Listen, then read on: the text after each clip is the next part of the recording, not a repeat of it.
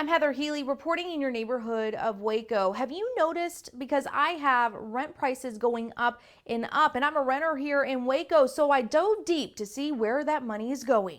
They're having to look in other places where to save or eliminate bills in order to cover that increased rent. House Realty owner and CEO Corey Duncan has seen a trend of rent going up here in Central Texas. Yeah, we have a lot of interaction with tenants. While I may not, work with renters, as far as finding a property to rent, we're very familiar with it. According to apartment experts at Apartment List, 52% of the nation's renters are cost burdened, meaning they spend more than the recommended 30% of their income on housing. Here in Waco, 57% of renters spend at least 30% of their income on rent. A lot of times, rental rates are driven by the housing market. So as interest rates go up, as property taxes increase, then housing becomes less affordable, especially for that entry buyer. And so more people are pushed to renters versus homeowners.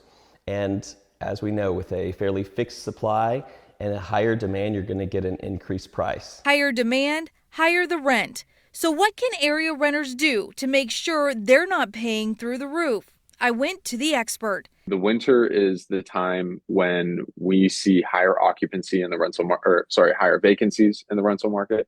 It's when landlords are more willing to negotiate because it's harder to fill those empty units. Senior research associate with Apartment List, Rob Warnock, says depending on the time of year, negotiating can actually go in your favor. In the summer, especially in parts of the country that are dominated by college population like Waco, that's when we tend to see a lot of people moving, a lot of